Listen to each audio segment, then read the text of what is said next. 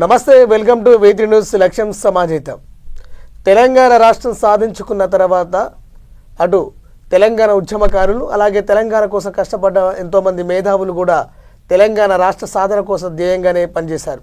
ఈ నేపథ్యంలో కూడా తెలంగాణ రాష్ట్ర సమితి పార్టీ ఆవిర్భవించిన నాటి నుండి నేటి వరకు తెలంగాణ రాష్ట్రం ఏర్పడి తెలంగాణ రాష్ట్రం యొక్క పరిపాలన సాధించుకొని 10 ఏళ్ళు పాలన చేసినా కూడా నిరంతరం పార్టీ కోసం పనిచేస్తున్నటువంటి వ్యక్తి కొసనం వెంకటరెడ్డి. హైదనగర్ బీఆర్ఎస్ డివిజన్ ప్రెసిడెంట్గా పనిచేస్తూ పార్టీ ఏ పనిచ్చినా కూడా తన వంతు స్థాయికి మించి పనిచేస్తూ కూడా నిరంతరం అందుబాటులో ఉండే మనిషి కొసనం వెంకటరెడ్డి. ప్రస్తుతం ఈరోజు మనతో స్టూడియోకి వచ్చారు. వారిని ఈ 10 ఏళ్ల పాలనలో జరిగినటువంటి అభివృద్ధి గురించి కానీ 2001 నుండి 2025 వరకు ఉన్నటువంటి పరిస్థితుల గురించి అడిగి తెలుసుకుందాం. నమస్తే నగర్. నమస్తే మహేష్. బాగున్నారా? చాలా బాగున్నా. చెప్పండి అన్న, 25 సంవత్సరాల చరిత్ర కలిగినటువంటి తెలంగాణ ఉద్యమకారులు, అందులో మీరొకరు. నాటి నుండి నేటి వరకు ఈ పరిస్థితులు ఎలా ఉన్నాయి? ప్రధానంగా మీరు ఆనాడు ఉద్యమంలో చేరినటువంటి పరిస్థితులు కానీ, నేడు తెలంగాణ రాష్ట్రం సాధించుకున్న తర్వాత జరిగినటువంటి పరిణామాలు కానీ, ప్రస్తుతం ఉన్నటువంటి పరిణామాల గురించి మీ ద్వారా చెప్పండి. ఆనాటి పోరాటంలో తెలంగాణ రాష్ట్రం అనేది విద్యార్థి విభాగం నుంచే మనకు తెలంగాణ సపరేట్ అయితే మన నిధులు మనకు అన్నీ దక్కుతాయనే ఉద్దేశంతో చాలా చురుకుగా మా ముందున్నటువంటి గుంటకల్ల జగదీశ్వర్ రెడ్డి గారు కూడా కేసీఆర్కు అతి సన్నిహితంగా ఉండి ఆయన పోరాటం చేస్తుంటే వారికి నేను ఆకర్షితులయ్యాను. విద్యార్థి దశలోనే మాది ప్రాపర్ సూర్యాపేట నుంచి ఐతనగర్ వచ్చాను. ఐతనగర్ వచ్చి ఒక బిజినెస్లో ఆడ చేసుకుంటూ ఎల్బీ నగర్ కాన్స్టిట్యూషన్లో కాచం సత్యనారాయణ ఇన్ఛార్జ్ ఉండే మేము ఒక 11 మంది డివిజన్ ప్రెసిడెంట్లో ఉంటే ఐతనగర్ డివిజన్ ప్రెసిడెంట్ చేసుకుంటూ రాష్ట్రం కొరకు అనేక ఇబ్బందులు పెట్టిండ్రు. ఆనాడు ఉన్నటువంటి కాంగ్రెస్ పార్టీ బయటికి వెళ్ళాలంటేనే ఒక పిడిగడు మంది బయటికి రావాలంటేనే భయపడేది, కేసులకు భయపడి. అయినా అన్నిటిని తట్టుకొని కేసీఆర్ గారు ఢిల్లీలో ఉండి ఏ పిలిపించినా కానీ మన రాష్ట్రమే తెలంగాణ రాష్ట్రమే నా ధ్యేయంగా కేసీఆర్ గారు నిరాహార దీక్షతో కాంచి మొదలు పెట్టుకుంటే ఆనాడు నుంచి ఈనాడు వరకు కూడా పార్టీకి ఒక క్రమశిక్షణగా కార్యకర్తగా డివిజన్ ప్రెసిడెంట్గా అనేక సేవా కార్యక్రమాలు చేయడం జరిగింది. ఇప్పుడు ఉన్నటువంటి సిచ్యువేషన్ ఏంటంటే ఆనాడు అధికారం లేని నాడు 10 సంవత్సరాలు పోరాటం చేసినాం మేము. మళ్ళీ అధికారం వచ్చిన తర్వాత 10 సంవత్సరాలు కూడా పోరాటం చేస్తున్నాం. సరే, ఇప్పుడున్న డివిజన్ కార్పొరేషన్లు అనేది 150 నుంచి ఇలా 300 కార్పొరేషన్లు అయినాయి. అయితే నేను అనేక సందర్భాల్లో కూడా కేసీఆర్ కానీ కేటీఆర్ గారు కానీ ఇటు జగదీశ్వర్ రెడ్డి కానీ వాళ్ళందరినీ ఆదర్శంగా తీసుకొని ప్రజలకు మనం ఏదో రకంగా సేవ చేయాలంటే మనకంటూ ఏదో ఒక పోస్టు కీలకంగా ఉంటే దానికి తోడు ప్రభుత్వం నుంచి వాళ్ళకు పేద ప్రజలకు మంచి చేయాలనే ఉద్దేశంతో మనం రాజకీయం అనేది వెన్నుకున్నాం. అనేక బిజినెస్లు కూడా చేసినాం కానీ బిజినెస్ల నుంచి కూడా రాజకీయంలోకి వచ్చినాం. ఎందుకంటే గౌరవ కేసీఆర్ గారు ఏంటంటే ప్రతిదీ కూడా ఒక తపన ఉండే. మనం రాష్ట్రం ఏర్పడ్డ తర్వాత కూడా ఫస్ట్ పాయింట్లో రైతులకు ఏం చేయాలి, రైతులకు కావాల్సింది ఏంటంటే ఉచిత కరెంటు, నీరు, అటు అనేక ప్రాజెక్టులు కూడా అతి త్వరలో కొన్ని 50 సంవత్సరాల నుంచి కాంగ్రెస్ ప్రభుత్వం పాలించినా కానీ వాళ్ళు ఏం చేయని విధంగా కేసీఆర్ గారు విపరీతంగా రైతులకు చేశారు. ఇలా ఇట్లా చూసుకుంటే కాళేశ్వరం ప్రాజెక్టు కూడా ఇలా తుంగతుర్తి సూర్యాపేట దాకా పారిన ఘనత మా కేసీఆర్ గారిది. వారిని స్ఫూర్తిగా తీసుకొని కేసీఆర్ గారు ఇంత తెలంగాణ ప్రజలకు ఇంత మేలు జరుగుతుంది, ఆయన ఎమ్మటి ఒక సైనికుల్లాగా పనిచేసుకుంటూ ఇప్పటి వరకు నేను ఇక్కడికి రావడం జరిగింది. అంటే ఆనాటి ఉద్యమ కాలంలో కూడా పెద్ద ఎత్తున కూడా ఎన్నో ధర్నాలు, రాస్తారోకలు, మినీ మార్చి అన్నీ జరిగినాయి. అప్పటి నుండి ఇప్పటి వరకు కూడా మీ ప్రస్థానం చూసుకుంటే ఈనాడు కూడా పార్టీకి విధేయుడుగానే పనిచేశారు. అప్పటి నుండి ఇప్పటి వరకు కొన్ని సందర్భాల అవకాశాలు వచ్చి పోయినప్పటికీ కూడా వాటిని ఎలాంటివి మనసులో పెట్టుకోకుండా పార్టీ కోసం పనిచేస్తున్నట్టు మీ పనితీరు కూడా చాలా బాగా ప్రశంసనీయం. ఈ నేపథ్యంలో కూడా ఇప్పుడు జరుగుతున్న పరిణామాల మధ్య కూడా ఆ రోజు తెలంగాణ సాధించిన తర్వాత కూడా అటు ప్రభుత్వం ఏర్పడిన తర్వాత కూడా పరిస్థితులు ఎలా ఉన్నాయి ఆ టైంకి ఈ టైంకి? మాకొక్కటే మా కేసీఆర్ గారు మాకు నేర్పింది ఏంటంటే పదవులు అనేది శాశ్వతం కాదు, పదవులు అనేది గడ్డిపోతలతో సమానమని ఆనాడు నుంచి కూడా మాకు ఒక మొక్కలాగా నా మైండ్లో నాటేసిండు. కాబట్టి చాలామంది సరే ఉద్యమం నుంచి చేసినప్పుడు కూడా చాలామంది పదవులు రాక నిరాశ చెంది కొంతమంది పార్టీలు అటు ఇటు మారిన వాస్తవమే ఉద్యమకారులు కూడా. ఎందుకంటే ఇన్నేళ్ళు 10 ఏళ్ళు రాష్ట్రం లేక కొట్లాడినము, అనేక కేసులు కట్టుకున్నాము. అప్పుడున్న ఆనాడు ఉన్నటువంటి రాజశేఖర రెడ్డి కాంగ్రెస్ పీరియడ్లో కూడా విపరీతంగా అణిచివేసేది. తెలంగాణ రాష్ట్రం అంటే ఇంట్లో నుంచి బయటికి వెళ్ళకపోయేది, ఒక్కొక్కరిని మేము హౌస్ అరెస్ట్ చేసేది. సకల జనుల సమ్మె చేసినాము, రాస్తారోకులు చేసినాము, రైలు రోగు చేసినాము, వంట వార్పు కార్యక్రమాలు కూడా చేసినాము. ఆ భయానికి రాకుండా కానీ చిన్న విద్యార్థులను పట్టుకొని అక్కడ ఉన్నటువంటి వాళ్ళకు మంచి చెడు మేము చూసుకొని అనేక కేసులు కట్టుకొని కూడా రాష్ట్ర సాధన ధ్యేయంలాగా పనిచేసినాం. రాష్ట్రం వచ్చిన తర్వాత కూడా అనేక సందర్భాలలో కేసీఆర్ గారి మీద గౌరవం ఉన్నట్టు ఇవాళ వస్తుంది పోతుందని చెప్పేసి కంటిన్యూగా రాష్ట్రంలో అభివృద్ధి జరుగుతుంది. ఆ అభివృద్ధి అనేది సామాన్య జనానికి అందాలనే ఉద్దేశంతో రకరకాలుగా కార్యక్రమాలు కూడా ప్రభుత్వం నుంచి సామాన్య జనాలకు మనం ఏం చేయాలి, జనంలో ఎట్లా నడవాలి, కాలనీలను ఎట్లా అభివృద్ధి చేసుకోవాలని చెప్పేసి వందలాది నిధులు కూడా ఎల్బీ నగర్ కేటాయించిన నిధులలో కూడా నాకు సంబంధించినటువంటి ఆ ఏరియాలో కూడా రోడ్లు, డ్రైనేజీలు పెద్ద ఎత్తున వేయడం జరిగింది. దానికి బయట పార్టీ నుంచి కొంతమంది మాకు వినేతగా వచ్చిన తర్వాత కూడా ఆ ఎమ్మెల్యేలతో కూడా మేము సైకంగా చేసుకుంటూ పోయినాం. కానీ పదవి అనేది ప్రతి ఒక్కరికి ఆశాజీవి, ఎందుకంటే పదవి రావాలనేది ఆశ ఉంటుంది. కానీ సరే కొన్ని విషయాలలో కూడా పోయినా కానీ నేను అన్నాడు కూడా పార్టీకి ఒక క్రమశిక్షణగా, ఒక విధేయుడుగా కేసీఆర్ గారిని గౌరవించుకుంటూ, బీఆర్ఎస్ పార్టీ టీఆర్ఎస్ పార్టీని గౌరవించుకుంటూ, వచ్చిన వాళ్ళను కూడా పార్టీ ఎమ్మెల్యేలను కూడా గౌరవించుకుంటూ వారి వెనకాలనే నడుచుకుంటూ ఈ రోజు వరకు నా కాలక్షేమం ఈ రకంగానే జరుగుకుంటూ వచ్చింది. అంటే 2014లో తెలంగాణ రాష్ట్ర పార్టీ కూడా ప్రభుత్వం ఏర్పడ్డ తర్వాత కూడా చాలామంది పార్టీ మారిన వాళ్ళకి అవకాశం వచ్చారు. అలాగే పార్టీ కోసం కష్టపడ్డ వాళ్ళకి కూడా ఎలాంటిది పదవి దక్కలేదు అనేటువంటి కూడా వార్త వినిపిస్తుంది. దాని గురించి మీరు ఏమంటారు? అది వాస్తవం, అది నేను చెప్పడం కాదు, మా పార్టీ మా వర్కింగ్ ప్రెసిడెంట్ కేటీఆర్ కూడా వారి దృష్టికి కూడా పోయింది, వారు కూడా చెప్పడం జరిగింది. ఎందుకంటే మొదటి నుంచి వచ్చిన వాళ్ళది ఆ ప్రేమ వేరే ఉంటుంది, ఇది సౌతి ప్రేమ వేరే. వాళ్ళ పదవుల కొరకే ఈ రకంగా పార్టీలకు రావడము, మా ఎల్బీనగర్లో కూడా ఎంతోమంది పదవుల కొరకే రావడము, అధికారం పోగానే వెళ్ళిపోవడం అనేది జరిగింది. దానివల్ల పార్టీ కూడా కొంత డ్యామేజ్ జరిగింది. కాబట్టి ఇప్పుడు ఏం చేస్తున్నాం అంటే ప్రతిదీ ఒక గుణపాఠం, ప్రతిదీ ఇప్పుడు మా కేటీఆర్ గారు కానీ, హరీష్ అన్న కానీ, మా కేసీఆర్ గారు, జగదీష్ రెడ్డి గారు కానీ మొదటి నుంచి ఉద్యమం నుంచి ఎవరెవరు చేస్తురో వాళ్ళని మనం కడుపున పెట్టుకొని చూసుకోవాలనే ఆలోచన ఉంది. కాబట్టి ఈసారి అటువంటి పొరపాటు అనేది మా ప్రభుత్వం బీఆర్ఎస్ పార్టీ కానీ కేసీఆర్ కేటీఆర్ గారి సమీక్షంలో మేము చాలా నమ్మకంగా బల్లగుద్దినట్టు చెప్తున్నాం. అటువంటి పొరపాటు జరగదు. మొదటి నుంచి కష్టపడ్డ వాళ్ళని మాత్రం ఖచ్చితంగా కడుపులో పెట్టుకొని ఇప్పుడు వచ్చే కార్పొరేషన్ ఎలక్షన్లో మాత్రం సీనియర్లకు ఖచ్చితంగా హైదరాబాద్లో, గ్రేటర్ హైదరాబాద్లో అత్యధిక మెజార్టీలు సీనియర్లను ఎక్కడ ఉన్నా కానీ, ఏ మూలలు ఉన్నా, ఏ డివిజన్లో ఉన్నా వాళ్ళని గమనించి కంపల్సరీ వాళ్ళని హక్కున చేసుకొని సీట్లు ఇచ్చి పెద్ద ఎత్తున కార్పొరేట్ను గెలిపిస్తారు. ఎలా అంటే ప్రజలు కూడా ఏమనుకుంటారంటే ఎవరో ఆ నించమని వచ్చి ఇట్లా వచ్చిన వాళ్ళను తిరస్కరిస్తున్నారు. మా దగ్గర కూడా చాలా మంది లాస్ట్ ఇయర్ ఎల్బీ నగర్లో 11 డివిజన్లు ఉంటే 11 మంది కార్పొరేట్లు ఓడిపోవడం జరిగింది.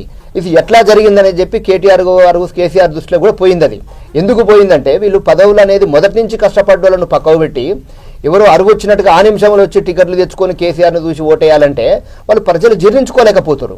ఇవాళ 10-15 సంవత్సరాలు ఏ పార్టీ అనేది కాదు, కాంగ్రెస్ కానీ, బీజేపీ కానీ, టీఆర్ఎస్ కానీ, ఏ పార్టీ కానీ ఇవాళ మేము ఒక కొసనం వెంకటరెడ్డి అంటే కొసనం వెంకటరెడ్డి అని పేరు లేదాడ, ఒక టీఆర్ఎస్ వెంకటరెడ్డి అని ప్రతి ఇంటికి, ప్రతి గల్లీకి, ప్రతి కాలనీకి వెళ్ళిపోయింది. ఎందుకంటే ఆనాడు ఎత్తిన జెండా దించకుండా పనిచేసిండు ఈ బిడ్డ, మొదటి నుంచి కష్టపడ్డాడు పార్టీలు. కాబట్టి ఇలాంటి వాళ్ళకు అదే పార్టీ ఆదరించి టికెట్ ఇస్తే అత్యధిక మెజార్టీతో గెలిపిస్తారు, ప్రజలు కూడా ఆలకిస్తారు. ప్రజలు కూడా అరే ఇన్నేళ్ల తర్వాత 20 ఏళ్లకు ఒక చేతికి అందింది కదా ఈ కొసన వెంకటరెడ్డికి, ఖచ్చితంగా మేము కడుపున పెట్టుకొని చూసుకోవాలి, ఖచ్చితంగా ప్రతి ఓటు కూడా 100% గెలిపియాలనే ఉద్దేశం చూస్తారు తప్ప మళ్ళీ పదవుల కొరకే వచ్చిన వాళ్ళ లెక్క ఇతర పార్టీల నుంచి వచ్చిన వాళ్ళకి ఏంటంటే ప్రజలు ఏం గమనిస్తారంటే వీళ్ళు పదవుల కొరకే వచ్చిరు తప్ప సేవా కార్యక్రమం సేవ చేయడానికి రాలేదనేది మైండ్లో పడిపోయి వాళ్ళని తిరస్కరిస్తున్నారు. దానివల్ల గతంలో 11 సీట్లు మేము ఓడిపోవడం జరిగింది. ఇలాంటి పొరపాటు అలా జరగదుగా. ఈసారి అత్యధిక సీట్లు ఎల్బీ నగర్లో మా ఎమ్మెల్యే గారు కూడా చాలా అనుభవస్తుడు, చాలా కాలనీలు కూడా అభివృద్ధి చేసిండు. కాబట్టి వారి ఆదేశాల మేరకు ఖచ్చితంగా మళ్ళీ అటువంటి పొరపాటు జరగకుండా సీనియర్లను గ్రహించి ఖచ్చితంగా సీట్లు ఇప్పించుకుంటాడు. భారీ మెజార్టీతో మా సుధీరన్నగా ఆదేశాల మేరకు, సుధీరన్న మా కేసీఆర్ గారి ఆదేశాల మేరకు బంపర్ మెజార్టీతో ఎల్బీ నగర్లో అన్నికన్నీ 100% బీఆర్ఎస్ పార్టీ గెలవడం, ఖచ్చితంగా ఎల్బీ నగర్లో జెండా ఎగిరేయడం ఖాయం. అంటే ముఖ్యంగా గత 10 ఏళ్ల పాలనలో కూడా పెద్ద ఎత్తున అభివృద్ధి సంక్షేమ కార్యక్రమాలు చేపట్టినటువంటి కేసీఆర్ గారు 2000 ఈ 3వ దఫాలో కూడా ఒక్కసారిగా దెబ్బతినడం ఏ విధంగా చూసుకోవచ్చు? అన్ని సంక్షేమ కార్యక్రమాలు చేపట్టారు, ప్రతి ఒక్కరికి అర్హులైన ప్రతి ఒక్కరికి లబ్ధి అందేలా ప్రయత్నాలు కూడా చేశారు. ఎందుకు ఇప్పుడు కాంగ్రెస్ ప్రభుత్వం రావడానికి గల కారణం ఏంటి? బీఆర్ఎస్ వైఫల్యం ఏమంటారు? వైఫల్యం ఏంటంటే మహేష్ గారు ఇప్పుడు మెయిన్ ఏంటంటే కేసీఆర్ గారు మీద ఎప్పుడూ ప్రజలు ఈ రోజు వరకు కూడా నిన్న కూడా చూసిర్రు. ఏది టీఆర్ఎస్ భవన్కి ఎంత జనం వచ్చారు. కేసీఆర్ గారి మీద ఎన్నడూ వ్యతిరేకత లేదు. కేసీఆర్ గారి మీద ఎప్పుడూ తెలంగాణ ప్రజలు వ్యతిరేకత. ఎందుకంటే తెలంగాణ రాష్ట్రం తెచ్చిన అంత మంచి పోస్టు, అంత మంచి ఘనత కేసీఆర్కి వచ్చింది. ఇలా రాష్ట్రం కొరకు అనేక సందర్భాలు గతంలో ఎంతోమంది పోరాటం చేసిర్రు, అది వాస్తవమే. కానీ తెలంగాణ ఇలా రాష్ట్రం వచ్చిందంటే కేసీఆర్ సాగు నోట్లే తలకాయ పెట్టి కేసీఆర్ తెచ్చిండు. కేసీఆర్ మీద వ్యతిరేకత లేదు. కావాల్సి ఉంటే ప్రజల నాడు ఏముంటుందంటే 2 సార్లు ఇక్కడ అవకాశం ఇచ్చినాం కదా, ఒకసారి ఆయన ఏదో కొత్త ఆయన వస్తుండు, ఏదో చేస్తామని చెప్పేసి మేము ఏది ఇస్తా అంటే దానికి డబల్ ఇస్తా అన్నాడు. ₹1,00,000 అంటే 2 లక్షలు మాఫీ చేస్తా అన్నాడు. 2,000 పింఛన్ అంటే 4,000 ఇస్తా అని చెప్పేసి కొంతమంది కూడా అది కూడా ఎడ్యుకేషన్ ఉన్నటువంటి హైదరాబాద్ ప్రజలు వారి మాటలు ఏం నమ్మలేదు. సామాన్య జనం ప్రజలకి ఏముంటుంది, అయ్యో 1,00,000 2 లక్షలు మాపవుతుందా అని చెప్పి ప్రజలను మోసం చేసి చీట్ చేసి అధికారంలోకి వచ్చిండు తప్ప ఇవాళ ప్రజల ఏదో ఆదరణతోనే ఆయన రాలేదు. కాబట్టి సామాన్య జనం ఇప్పుడేం ఆలోచిస్తారు, అనవసరంగా పోయి ఆ పార్టీలో మేము అనవసరంగా ఏదో మాటలు కల్లిబొల్లి మాటలను నమ్మినాం, ఎంత బాధపడుతున్నాం. ఇలా ప్రతి ఒక్క రియల్ ఎస్టేట్ బిడ్డ కానీ రైతు కానీ ఇక ఒక పండు ముసలి కానించి మొదలు పెట్టుకుంటే చిన్న పిల్లగాని కూడా ప్రతి ఒక్కరు సంక్షేమ పథకాలు అందుతలేవు. ఇవాళ అనవసరంగా మేము తప్పు చేసినాము, మా సార్ ఎక్కడున్నా మళ్ళీ మా కేసీఆరే కావాలి, మళ్ళీ తెలంగాణ రాష్ట్రం తెచ్చినట్టు జాతిపిత లాంటి కేసీఆరే కావాలని కోరుకుంటుండు. కాబట్టి ఇప్పుడు ఏ ఎలక్షన్ ఎనీ టైం ఎక్కడ పెట్టండి 100% బీఆర్ఎస్ పార్టీ, ఎక్కడ కూడా జడ్పీటీస్ పెట్టండి, ఎంపీటీస్ పెట్టండి, కార్పొరేషన్ పెట్టండి, ఎక్కడ కౌన్సిలర్ పెట్టండి, ఎక్కడనైనా కానీ అత్యధిక మెజార్టీలు వస్తాయి.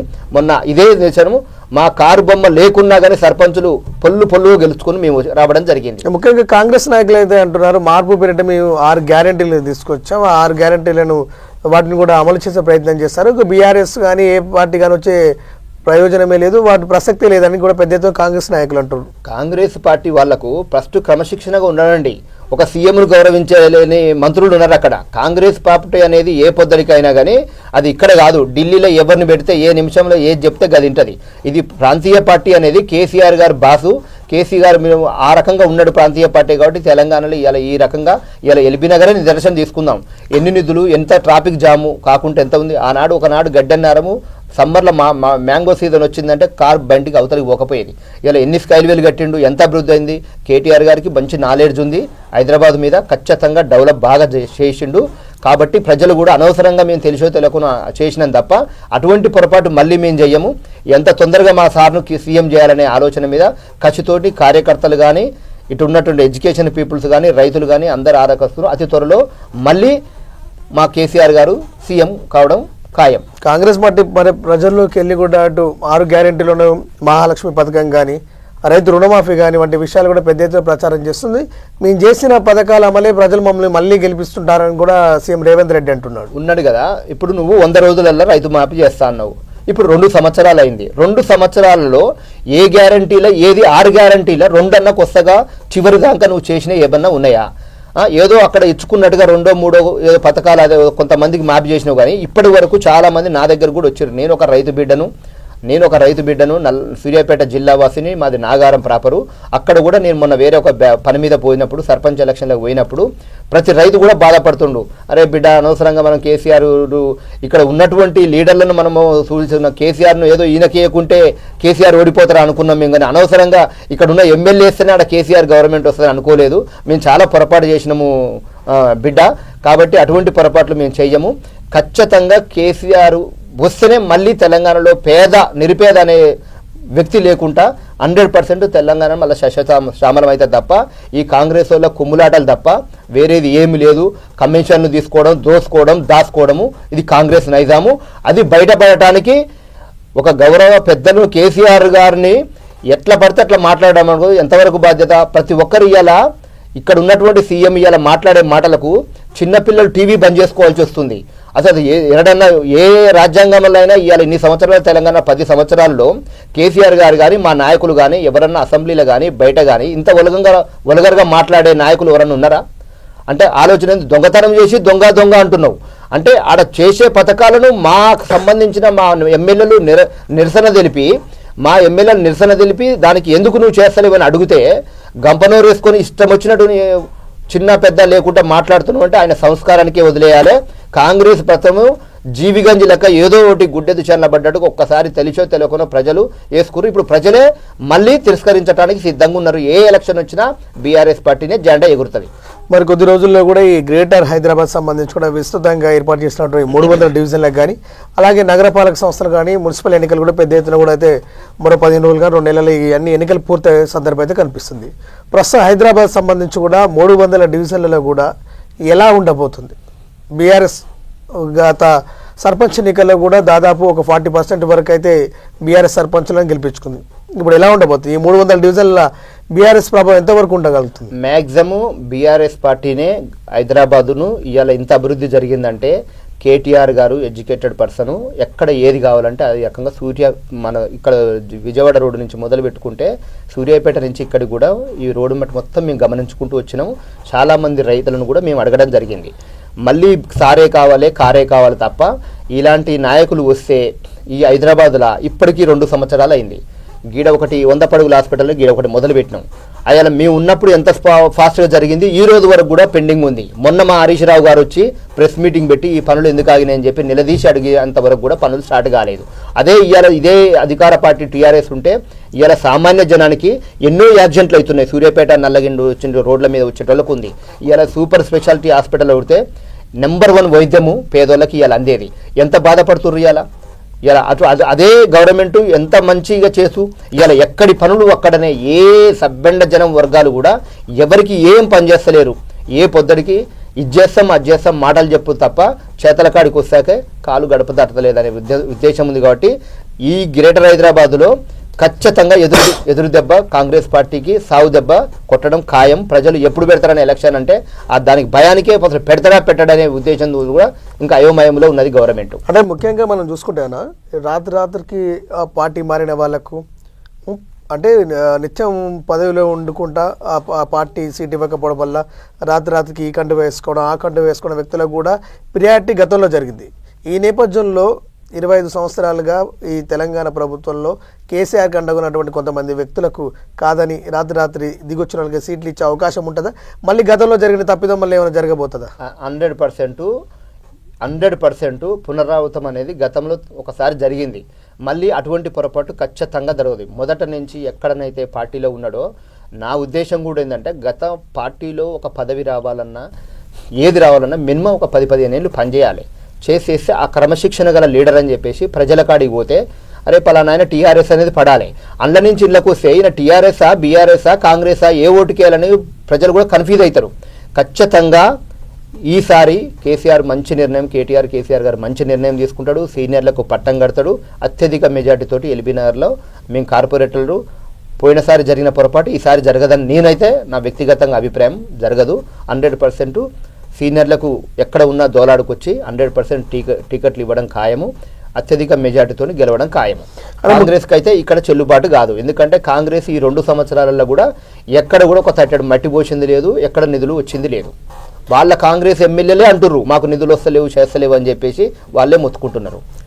అంటే ముఖ్యంగా తెలంగాణ ఉద్యమం తర్వాత కూడా ఇటు బీసీ ఉద్యమం కూడా మనం పెద్ద ఎత్తున చూస్తున్నాం. గత ప్రభుత్వం కామారెడ్డి బీసీ డిక్లరేషన్ ఇచ్చిన తర్వాత కూడా కోర్టులు కొన్ని ఆంక్షలు పెట్టి దాన్ని ఆపడం జరిగింది. పాత పద్ధతిని కొనసాగించే పద్ధతి జరిగింది.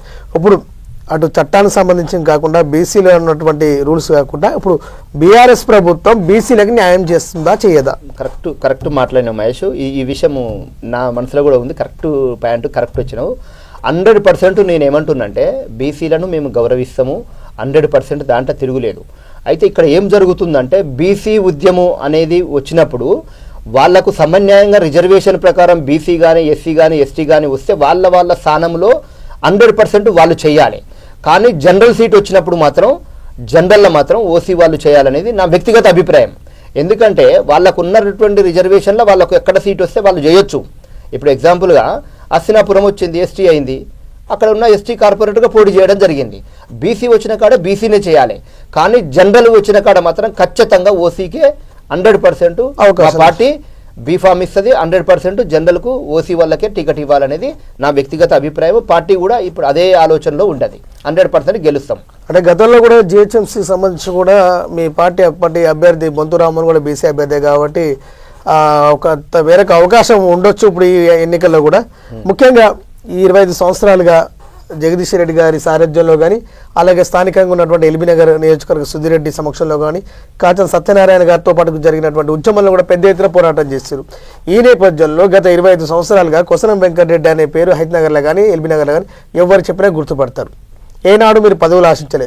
2 సార్లు పదవుల కోసం పోటీ పడ్డా కూడా ఆ పార్టీ యొక్క సిద్ధాంతాల ప్రకారం అప్పుడున్నటువంటి సమీకరణ నేపథ్యంలో కూడా మీరు వెనకడిగి వేసి పార్టీ కోసం పనిచేసినటువంటి సందర్భాలు ఉన్నాయి. ఇప్పటి వరకు మరి 300 డివిజన్ల పునర్వ్యవస్థీకరణ జరిగినటువంటి ఈ అంశంలో కూడా కొసరం వెంకటరెడ్డికి అవకాశం వస్తుందా, పోటీ చేస్తారా? ఇవ్వకపోతే ఒకవేళ ఏ విధంగా ముందుకెళ్లే ప్రయత్నం చేస్తారు మీరు?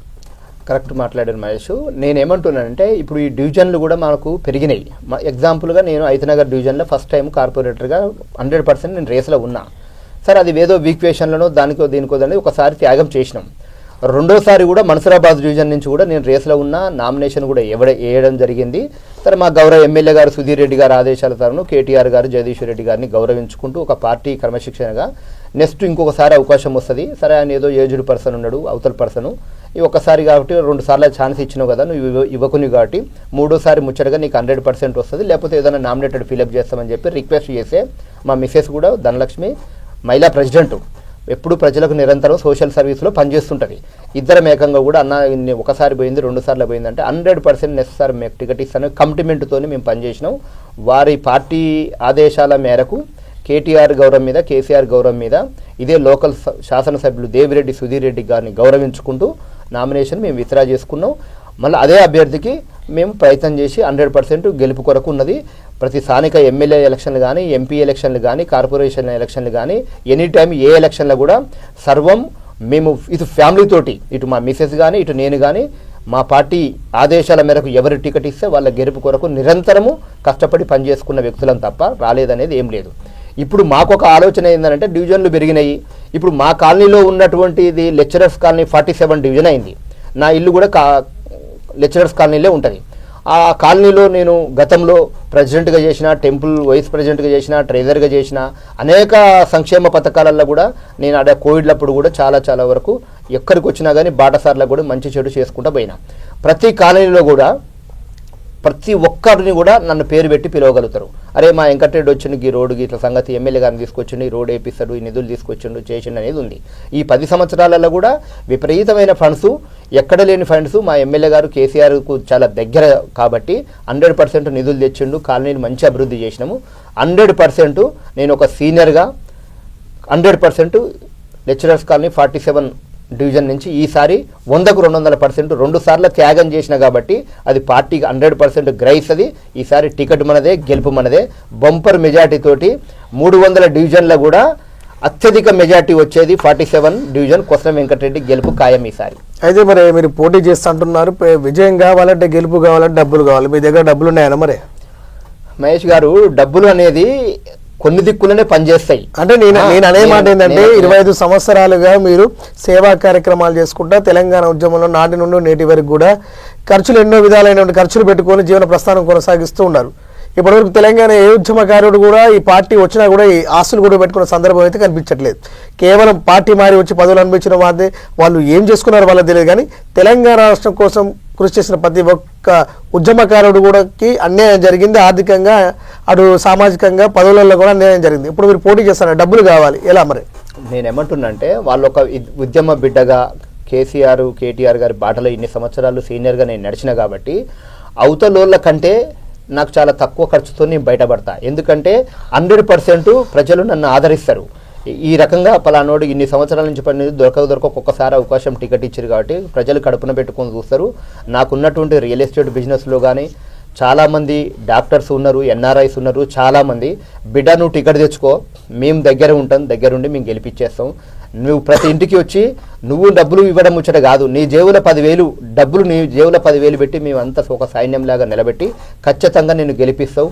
ఎందుకంటే ఆనాడు ఉద్యమం చేసినాడు 10 సంవత్సరాలు చేసినావు, ఇవాళ అధికారం ఉన్ననాడు కూడా 10 సంవత్సరాలు పార్టీలో ఎన్నో పదవులు వచ్చినాయి పోయినాయి దాంట్లో. కానీ నువ్వు ఏం ఆశించకుండా ఈ కార్పొరేటర్ అనేది గత 20 సంవత్సరాల నుంచి నేను చిరకాల కోరిక కాబట్టి సార్ కేసీఆర్ గారు, కేటీఆర్ గారు, మా ఎమ్మెల్యే గారు బీఫామ్ ఇస్తే 100% ప్రజలు దగ్గరికి నేను పోతా, డోర్ టు డోర్ తిరుగుతా. నా సమస్యలు, నా బలము, నా బలహీనత అన్ని ప్రజలకు వాళ్ళకి తెలుసు. 100% నన్ను కడుపులో పెట్టుకొని చూసుకుంటారు. మేము అంతో సుదీర్ఘంగా మేము రెడ్డి బిడ్డలమే. మంచో చెడో ఒక రియల్ ఎస్టేట్ వ్యాపారం ఉంది నాకు, తెలంగాణ నేచురల్ గ్రానైట్ షాప్ ఉంది. నాకున్న నిధులు నాకున్నాయి. 100% అత్యధిక మెజార్టీతో మేము గెలుస్తాము. మాకు ఆర్థికంగా మాత్రం భగవంతుడు ఇచ్చింది కాబట్టి పర్వాలేదు, ఎలాంటి ఇబ్బందులు అయితే మాకు లేవు, ఖచ్చితంగా గెలుస్తాం. అంటే ముఖ్యంగా ఒకవేళ ఈ క్వశ్చన్స్లో మీకు రావాల్సిన సీటు ఒక మహిళకు వస్తే, మీ మిస్సెస్ గారు కూడా కొసరం ధనలక్ష్మి గారు కూడా ఉద్యమకారులుగా గత కొంతకాలంగా 25 సంవత్సరాలుగా మీ వంటే మీ ప్రస్థానంలోనే రాష్ట్ర ఉద్యమంలో కూడా పెద్ద ఎత్తున కూడా ఆమె ప్రచారం నిర్వహించారు, వెన్నుదండుగా ఉన్నారు. ఒకవేళ వస్తే ఆమె నిలబెట్టే అవకాశం ఉంటుందా? 100%. ఎందుకంటే మేము ఆనాడు రాష్ట్ర మీద కూడా మా చిన్న చిన్న పిల్లలు ఉండే 5 years ఇన్ఛార్జి కాచం సత్యనారాయణ కాంచి జగదీష్ రెడ్డి గారు వీళ్ళందరూ చూసిర్రు. అక్కడ అప్పటి నుంచి కూడా ఉన్నటువంటి కూడా మా దగ్గర ఉన్నాయి. చిన్న చిన్న పిల్లలు చూసి వంట వార్పు కూడా ఇదే ఎల్బీ నగర్లో ఎండలో కూర్చొని గంటల కొద్ది మా నాయకుడు మా కేసీఆర్ గారు ఏది పిలిపిస్తే చూసా తప్పకుండా పనులు చేసినాం. కాబట్టి 100% ఆమె సోషల్ సర్వీస్లో ఉంది. ఆమె 10 సంవత్సరాలు మహిళా డివిజన్ ప్రెసిడెంట్గా చేసింది, టెంపుల్లో మెంబర్గా చేసింది, బోర్డు అధ్యక్షులు చేసింది, చాలా చాలా కార్యక్రమాలు ఉంది. కాబట్టి 100% జనరల్ మహిళ అయితే ఖచ్చితంగా మా మిసెస్ కూడా రంగామల్లే ఉంది. జనరల్ లేడీ అయితే మా మిసెస్ కార్పొరేటర్ రేస్లో ఉంది. జనరల్ అయితే నేనున్నాం. కుటుంబం ఇద్దరం ఏకంగా పార్టీకి గత 25 సంవత్సరాల ప్రకారం క్రమశిక్షణగా పనిచేసుకుంటూ వస్తున్నాం. కాబట్టి 100% మేము ఇద్దరిట్లో ఎవరైనా పోటీ చేయడానికి సిద్ధంగా ఉన్నాం. రైట్. వెంకటరెడ్డి గారు, ఈ గత 25 సంవత్సరాలుగా తెలంగాణ రాష్ట్రం ఏర్పడక ముందు కూడా పెద్ద ఎత్తున కూడా తెలంగాణ వాదులపై కూడా పెద్ద ఎత్తున కూడా ఇబ్బందులు గురి చేసినటువంటి సందర్భాలు ఉన్నాయి. ఎందుకంటే ఆ రోజు జై తెలంగాణ అంటే జైల్లో పెట్టేటువంటి పరిస్థితులు ఉన్నాయి. ఆ రోజు ఇబ్బందులు గురి చేశారు, జైల్లో పెట్టారు, హత్యా ప్రయత్నాలు చేస్తారనేటువంటి బెదిరింపులు వచ్చినాయి. తెలంగాణ సాధించుకున్న తర్వాత 10 ఏళ్ల పాలన తర్వాత కూడా మీ రాష్ట్రం అభివృద్ధిలో దూసుకుపోయిన తర్వాత కూడా ఇప్పుడు వచ్చిన ప్రభుత్వంలో కూడా కొంతమంది వ్యక్తులు తెలంగాణ కోసం పోరాడుతున్నటువంటి మీ వైపు కూడా కొంతమంది బెదిరింపులకు పాల్పడుతున్నారు. అలాంటి బెదిరింపుల నుండి మీకు ధైర్యం కల్పించింది వ్యక్తి ఎవరు? మీకు అండగా ఉండేది ఎవరు? రేపు ఎన్నికల్లో నిలబడితే మీకు సపోర్ట్గా మద్దతుగా ఇచ్చేటువంటి వ్యక్తులు ఎవరు? నేను ఏమంటున్నానంటే రాష్ట్ర సాధనలో ఆయన మాకు అధికారం లేదు కాబట్టి చాలా కష్టాలైన అనేకమైన కేసులు కూడా కట్టుకున్నాము. 100% కేసులకు మేము భయపడేటోళ్ళం కాదు. రాష్ట్ర సాధనలో పనిచేసిన వాళ్ళం కాబట్టి ఆనాడు గవర్నమెంట్ మాది లేదు కాబట్టి 10 ఏళ్ళు రకరకంగా మా కేసీఆర్నే ఎక్కడో తీసుకుపోయి అరెస్ట్ చేశారు. నానా రచ్చ అయింది. ఆ ఆదర్శంగానే మా శ్రీకాంతాచారి ఎల్బీ నగర్లో ఆత్మహత్య చేసుకున్నాడు. దాంతో తెలంగాణ ఉద్యమం ఉంది. మా కళ్ళతో చూసినాం. మా కాచం సత్యనారాయణ ఎల్బీనగర్ ఇన్ఛార్జ్ ఉండే, మేము డివిజన్ ప్రెసిడెంట్లో ఉండి కళ్ళతో చూసినాం. అవన్నిటిని కూడా ఎదిరించి ధైర్యంగా కొట్లాడి చేసి ఎన్నో కేసులు వచ్చినా కానీ కట్టుకున్నాం. మా నాయన నరసన్న గారు అప్పుడు హోమ్ మినిస్టర్ అయిన తర్వాత మా కేసులు అనేది 1 by 1 అంటే అప్పుడు అన్ని కేసులన్నీ తీసేసుకున్నాం.